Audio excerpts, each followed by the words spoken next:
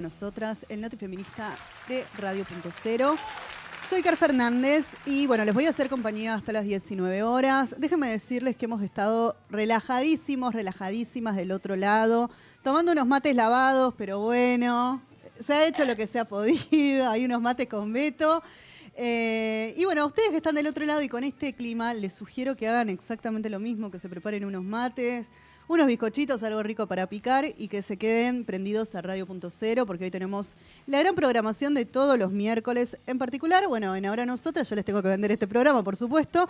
Les puedo contar lo que vamos a tener en el día de hoy. Vamos a estar, bueno, nuevamente, ¿no? Con las compañeras de Proyecto Generar. En unos minutos se va a estar sumando Celina de la Rosa, mi compañera, para charlar un poco sobre la coyuntura política, ¿no? Que estamos viviendo en este país, en este bendito país, de cara, digamos, a las próximas elecciones, a las elecciones generales que se van a llevar a cabo en octubre. Y bueno, con el resultado que ya venimos mencionando, ¿no? Semana tras semana acá, que nos han dejado las PASO y bueno, todo ese coletazo, ¿no? Que venimos recibiendo les ciudadanes. Vamos a estar hablando también con Lucía Massa. Ella es congresal del Sindicato de Trabajadores y Trabajadoras, del Poder Judicial de la República Argentina. Vamos a estar charlando en unos minutos con ella sobre, bueno, qué elementos, qué aportes nos pueden brindar justamente los y las trabajadoras judiciales para pensar en una reforma de la justicia, ¿no? Me parece que es bastante interesante poder conocer qué hay del otro lado, qué aportes nos pueden brindar, cómo impactan los feminismos, las políticas públicas, ¿no? Al momento de hablar de una justicia más democrática. Así que bueno, todos esos temas lo vamos a estar charlando con nuestra invitada, con Lucía Massa, del Sindicato de Trabajadores y Trabajadoras del Poder Judicial de la República Argentina. Además, vamos a estar hablando en el segundo bloque con otra abogada. Venimos así como muy con el tema de hablar con abogados y abogadas, así que vamos a estar charlando con Lourdes Polo. Ella es abogada feminista y se especializa justamente en políticas públicas, así que también en unos minutos, en la segunda parte de este programa, vamos a estar reflexionando con ella, bueno, considerando sus aportes y demás respecto a, bueno, qué sucede con las políticas públicas, el impacto de la campaña en el interior del país y, bueno, cómo podemos salir de esta, ¿no? ¿Qué aportes tenemos desde los espacios feministas para, bueno, pensar de cara a un nuevo gobierno, ¿no? Independientemente del signo político. Además, bueno, nos vamos a meter también con un poco la actualidad que nos ha dejado esta semana, que la verdad que yo siento en lo personal cuando preparábamos este programa, pasaron un montón de cosas. Esta semana hubo, bueno, noticias bastante penosas, ¿no? Tuvimos que lamentar la muerte de Silvina Luna. Sabemos que es una noticia que ha generado eco en la sociedad en general, me animo a decir, y bueno, sobre todo en los medios de comunicación. En los medios de comunicación feministas también en particular se ha hablado mucho sobre este tema, sobre los estereotipos de belleza, sobre, bueno, esta cuestión de mi cuerpo, mi decisión, también se ha puesto un poco, no en debate, respecto a el cuidado, el autocuidado de las mujeres y diversidades también, ¿no? Y bueno, cómo nos enfrentamos, ¿no? Ante este tipo de situaciones, como pueden ser un retoque, una cirugía estética, ante profesionales que realmente carecen de ética, como ha sido lamentablemente el caso de, bueno, de esta modelo, de esta actriz, que, bueno, finalmente no terminó su vida esta semana después de muchos años de sufrimiento y agonía realmente por esta problemática de salud que atravesó a partir de una mala intervención en el año 2011.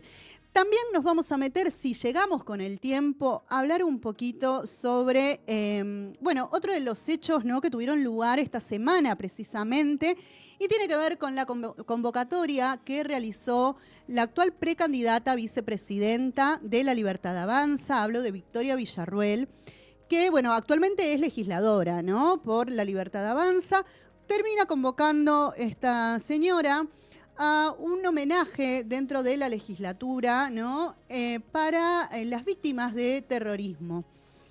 Bueno, esto realmente se ha visto y va un poco en la línea que propone justamente La Libertad Avanza, Milei y compañía, ¿no? Haciendo gala de, bueno, de un negacionismo, de un profundo negacionismo respecto a los hechos que acontecieron en la última dictadura militar. Esto se ha visto reflejado, obviamente, en el repudio de diversas organizaciones civiles, de diversas organizaciones en pos de los derechos humanos, medios de comunicación, partidos de izquierda y demás, que, bueno, también se manifestaron en las puertas de la legislatura. Hay que destacar que a muchos y muchas de ellas no se les permitió acceder, ¿no?, a la legislatura, lo han podido hacer únicamente algunos diputados, ¿no?, que pertenecen, bueno, a la izquierda y que han expresado su rechazo ante esta convocatoria encabezada por Victoria Villarruel. Y bueno, al respecto, por este tema hemos pedido la comunicación con un amigo de la casa, con el doctor Guillermo Torremare. Él es el copresidente de la Asamblea Permanente por los Derechos Humanos. Y obviamente ha salido a dar su testimonio, tenemos un audio de él que estaremos escuchando hoy a lo largo del programa, donde, bueno, esclarece el por qué esto es visto, ¿no?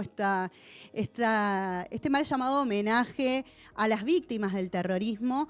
Nos comenta un poco, bueno, por qué en realidad es una provocación y de alguna manera un insulto también, ¿no?, ante las víctimas, a las tantas víctimas de terrorismo de Estado y sus familias. Creo que es un tema que da para largo y que seguramente hoy no tengamos el tiempo suficiente para poder desarrollarlo. Y en lo personal considero también que tiene que ver, bueno, mucho con los avances de los discursos de odio, discursos negacionistas, discursos antiderechos, que me parece que de alguna manera desde los medios de comunicación no podemos mirar a un costado ante estas situaciones y que tenemos que sumar en poder dar luz, ¿no?, sobre estos temas con argumentos sólidos, contundentes, leyendo también, ¿no? Hoy decía un poco eso, lo hablaba con gente fuera del aire, decía, bueno, también vayamos un poco a los libros, ¿no? Porque a veces es muy sencillo hablar de negacionismo, de fascismo, de terrorismo, equiparar el terrorismo con el terrorismo de Estado, con el terrorismo, con los grupos subversivos, supuestamente. Bueno, me parece que para todo eso hay que agarrar un poco los libros y no nos viene mal para profundizar y poder brindar argumentos sólidos. Con todo eso vamos a estar hablando a lo largo de este programa, pero ya estoy viendo en conexión ahí en breve. Ya la vamos a tener al aire a Lucía Massa, justamente. Ya la había presentado al inicio del programa. Ella es congresal del Sindicato de Trabajadores y Trabajadoras del Poder Judicial de la República Argentina. Le damos la bienvenida. Lucía, ¿cómo va? ¿Todo bien? Hola, compañera, ¿cómo estás? Buen Muy día. bien. No sé si se escucha bien. Si se ve bien, vos me dirás. Se te escucha perfecto, Lucía. Muchas gracias por hacerte el tiempo para que hablemos. Bueno, hay un montón de temas y me parece también, hoy pensaba, ¿no?, cuando contemplaba un poco la entrevista y demás, que estás en un lugar clave, ¿no? Estamos hablando de una reforma del Poder Judicial, una reforma feminista. Bueno, como feminista y como parte del Poder Judicial, como trabajadora del Poder Judicial, me parece que es un lugar clave. Y en principio a mí me gustaría preguntarte, teniendo en cuenta, ¿no?, que estás dentro de, ¿cuáles son los límites con los que se están encontrando como trabajadores y trabajadoras dentro del Poder Judicial en este momento? Y a su vez también, ¿qué tipo de aportes considerás que pueden brindar los trabajadores y las trabajadoras judiciales al momento de hablar de una reforma? Bueno, sí, como comentaste en la presentación, yo soy congresal del Sindicato de Trabajadores y Trabajadoras Judiciales de la República Argentina, CITRAJU-RA, y desde este espacio estamos participando de la campaña nacional por una reforma judicial feminista. Lo hacemos en conjunto con nuestros compañeros y compañeras del sindicato CITRAJU de la Ciudad de Buenos Aires, CITRAJU-CABA, y creemos que es importante contar con la voz de trabajadoras y trabajadoras para plantear esta reforma, porque consideramos que tenemos algo para decir al respecto. Nosotras también sufrimos en carne propia muchas de las cosas que se le critican al Poder Judicial. este Poder Judicial que consideramos que es clasista, que es patriarcal, que tiene una falta de perspectiva de género, donde los jueces son denunciados y esas denuncias no siempre prosperan, donde contamos, y es de público conocimiento, un Poder Judicial donde hay lawfare, donde hay persecución política, mediática, y el Poder Judicial se transforma en este instrumento que amedrenta, que intimida y que se nos mete en la vida política de argentinos y de argentinas. Nosotras hacemos este diagnóstico y desde este lugar participamos de este espacio que nos han convocado y la verdad que muy, muy contentas y muy agradecidas de formar parte. Y desde ahí creemos que nosotras tenemos para aportar primero nuestro análisis. Bueno, compartimos estas críticas que te decía. El Poder Judicial es una de las instituciones más deslegitimadas en nuestra sociedad, con mayores niveles de falta de credibilidad. Nosotras también sufrimos eso y también lo vemos y creemos que, bueno, hay algunas cuestiones que tienen que ver con la reforma judicial feminista que nos afectan y que podrían ir cambiándose, como por ejemplo una justicia con un lenguaje claro, una justicia que empiece a personalizar los conflictos, que vea que atrás hay personas y tenga en cuenta eso y tenga en cuenta que cómo llegar a la sociedad. Pensar que la judicialización no siempre es la respuesta, entonces buscar otros métodos alternativos desde el Poder Judicial siempre es importantísimo, buscar equipos interdisciplinarios. En mi caso yo soy abogada, pero entre las trabajadoras y trabajadores judiciales contamos con especialistas de otras áreas, pero también gente que viene a aportar su mirada desde otros conocimientos y que son muy importantes y que también son valiosos hacia dentro del Poder Judicial. Y además una formación integral y una formación en perspectiva de género para todos los niveles del Poder Judicial. Obviamente es un Poder Judicial, es una estructura vertical, ¿no? Donde hay una conducción y una conducción que nosotras criticamos y que creemos que debe cambiarse. Y debe, bueno, en ese sentido, nosotras desde CITRAJU, pero también desde el espacio de reforma judicial feminista, acompañamos el juicio político que se está haciendo a los miembros de la Corte Suprema actualmente, porque creemos que hay mucho de lo que salió a la luz ahí en este proceso, que nos afecta incluso hasta como trabajadoras, como lo que pasó relacionado con la obra social. Así que bueno, es un poco el análisis que hacemos y el por qué formamos parte de este espacio. Pero bueno, no sé si querías charlar algún punto en particular. Sí, bueno, también, ay, qué lindo te estás tomando un mate ahí, me encantó. No, también consultarte, bueno, esto, ¿no? Al interior, como mujeres, diversidades, si es que supongo que hay, ¿no? Dentro del Poder Judicial, ¿cómo es la cuestión también del acceso a cargos, ¿no? A ocupar funciones, si hay una democracia interna, ¿no? Dentro del Poder Judicial en lo que tiene que ver al acceso, ¿no? A puestos laborales, básicamente. No, lo cierto es que parte de nuestras exigencias, que tenemos como trabajadoras, pero que también fueron plasmadas en el documento que realizó esta campaña nacional por una reforma judicial feminista, incluye el cumplimiento de la ley de ingreso democrático. Hoy esto no se respeta, no funciona en todo el Poder Judicial, son excepciones en las cuales se aplica esta ley, y la verdad que creemos que habla de un poder judicial no democratizado hacia adentro desde el inicio, que tiene que ver con el ingreso. En ese sentido tenemos observaciones para hacer y creemos que todavía sigue primando mucho una lógica de el ingreso a través de contactos, el ingreso, la familia judicial, esa lógica de familia judicial que cuestionamos sin duda porque no genera una idoneidad, no genera una aptitud para algunos lugares y para algunos cargos. Sí, por la positiva, sí vemos que algo que tiene interesante el Poder Judicial es que hay una carrera, y eso lo valoramos y lo acompañamos. Es posible crecer dentro del Poder Judicial y esto no sucede en todos los trabajos, con lo cual desde el sindicato acompañamos que esto suceda. Por ejemplo, cuando concursan para acceder a la magistratura, quienes se han desempeñado durante toda su vida como trabajadores y trabajadoras judiciales, nos parece que eso hay que acompañarlo y que es un punto importante que tiene nuestro trabajo, pero bueno, no, sin duda el ingreso es uno de los ejes a cambiar para nosotras de la justicia. Ujú.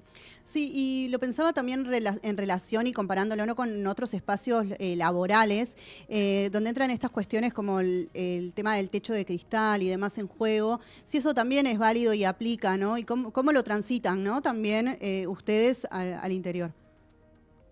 Sí, bueno, muy interesante lo que planteás porque acá se da el ejemplo clarísimo de manual del techo de cristal. Porque antes te decía, la estructura del Poder Judicial es una estructura vertical donde tiene una conducción, una cabeza, que está en la Corte Suprema de Justicia. Hoy la componen 4 varones. Mm. Y esta situación de techo de cristal, que se ve tan clara con esto que te comento, se replica hacia abajo, ¿no? Con los cargos más altos, camaristas, jueces de segunda instancia, suelen ser varones, son excepciones las que son mujeres, mucho más en algunos fueros que en otros, hay fueros feminizados. Por ejemplo, el fuero de familia suele ser un fuero donde encontrás más juezas mujeres o más camaristas mujeres. Pero bueno, otro tipo de fueros, como por ejemplo fueros penales o fueros que tienen que ver con cuestiones impositivas, ahí ya tenés una composición mayoritariamente de varones. Y después lo mismo, a medida que vas bajando, empiezan a aparecer las mujeres. En la justicia de primera instancia, ya encontrás más mujeres, no en paridad, por supuesto. Después, en los cargos dentro de los funcionarios, lo mismo, más varones en los cargos más altos que mujeres. Y después, a medida que vas bajando, te encontrás con que trabajadoras somos muchas más. Y ni hablar si vas todavía más atrás y vas a la Facultad de Derecho, donde somos más mujeres las que elegimos la carrera, pero también nos cuesta más recibirnos, ¿no? Porque estamos justo, a veces nos toca con edades donde se complementan con tareas de cuidado, entonces se da este cuello de botella donde empiezan a quedarse en el camino las mujeres. Bueno, la verdad que esa es por ahí el estado de situación. Sin embargo, ahí, y también siempre para mirar como la parte positiva, Sí. Por ejemplo, desde el Consejo de la Magistratura se trabaja sobre el tema de cómo hacer para mejorar el puntaje a mujeres y contemplar, por ejemplo, cuando la mujer tuvo una situación en su carrera que le hizo detenerse en la formación académica, por ejemplo, entonces disminuye su puntaje, bueno, cómo hacer para complementar eso. Este es un tema que se trabaja acá en el Consejo.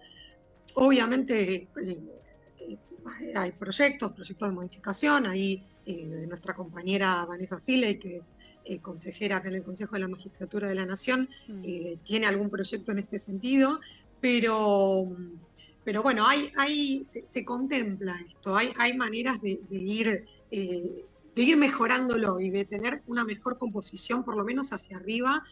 Por ejemplo, la inclusión de las entrevistas de preguntas relacionadas con perspectiva de género, la obligatoriedad de capacitación en género para quienes van a aspirar a la magistratura. Todos estos cambios se fueron dando en el último tiempo en el Consejo y generan una nueva justicia, una nueva composición o una nueva integración en los futuros jueces y juezas.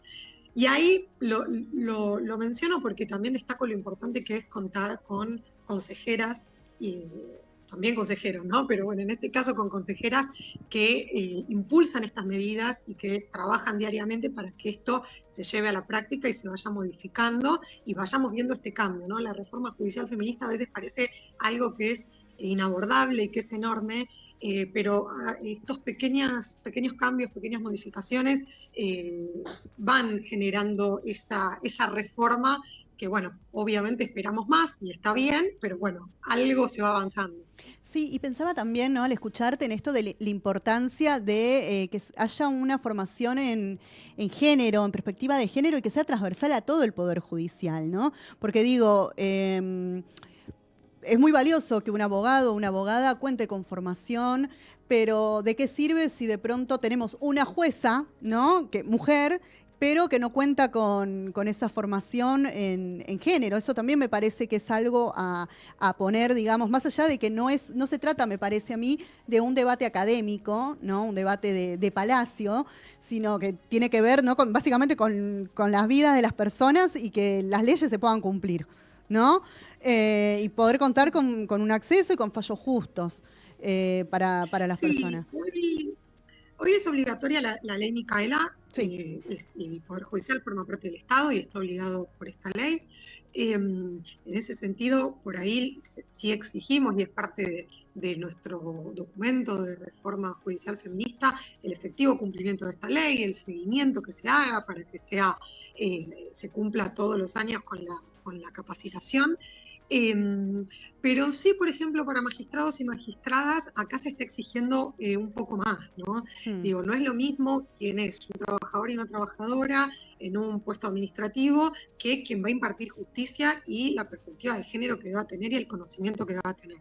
En ese sentido ya entró en vigencia una modificación reglamentaria al reglamento de concursos de acá del Consejo de la Magistratura, donde se exige que se capaciten en cursos, en determinados cursos que brinda, por ejemplo, la Escuela Judicial del Consejo de la Magistratura o el que brinda la Corte Suprema, o cursos universitarios, de universidades nacionales, y generalmente estamos hablando de cursos también pensados para quienes aspiran a la magistratura. Entonces, no es solo ley Micaela, ¿no? También se exige un poco más.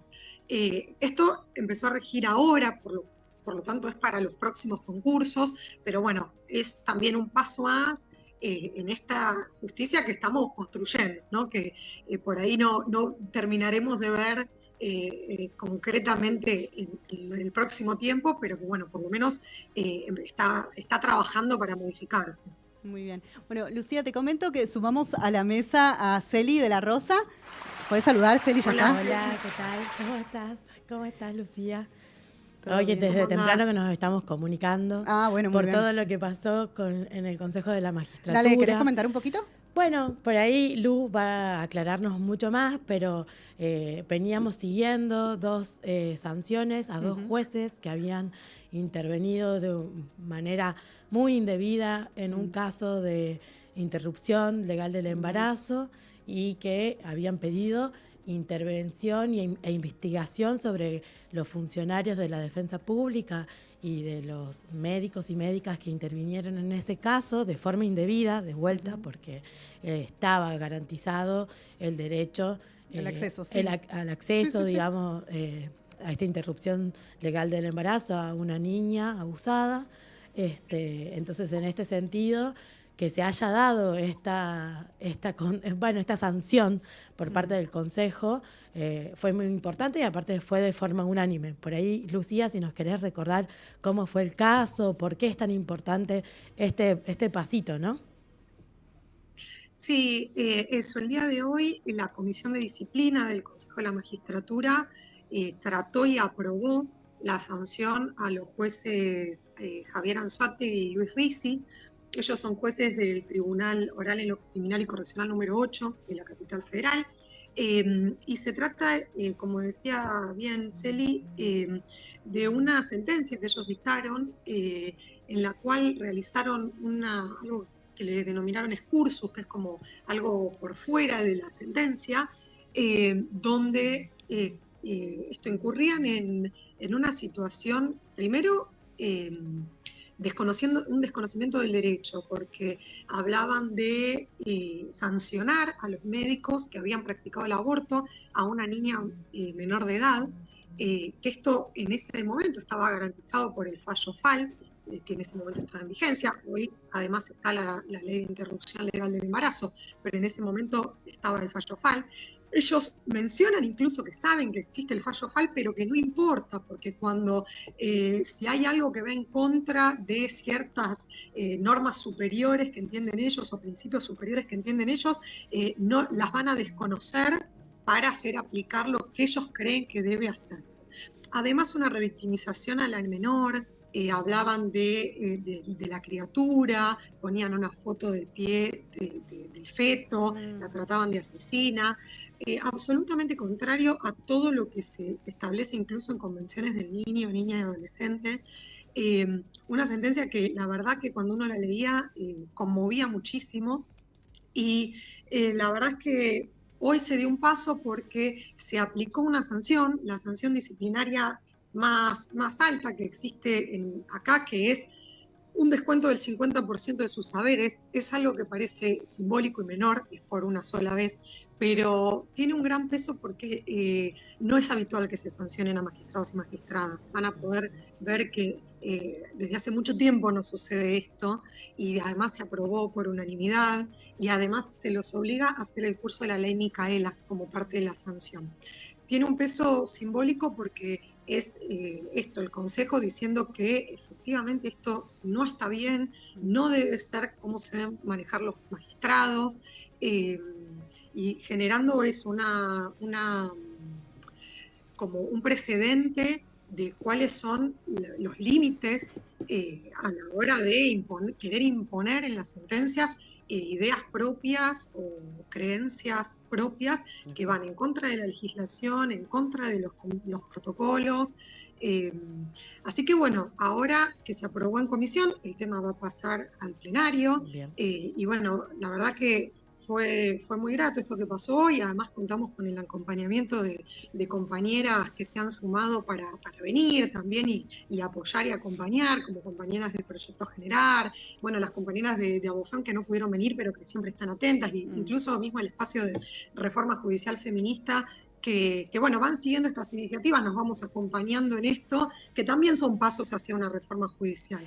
La sanción a magistrados cuando suceden estas cosas me parece que también son importantes. Creo que es fundamental lo que decís también en relación a poder decir que los medios de comunicación, que podamos transmitir esto, porque es posible, ¿no? Creo que eso nos acerca un poco. Recuerdo mucho lo que decía Nelly la columna pasada de esto, de que los jueces no dejan de ser sujetos igual que nosotros, ¿no? En este sentido, Exacto. digamos que están obligados también por las normas, por las leyes, que no son supremos dueños de nuestras vidas, ni de nada de eso, sino todo lo contrario, que no se deben comportar como dueños, sino que deben respetar los marcos que les da la ley, ¿no?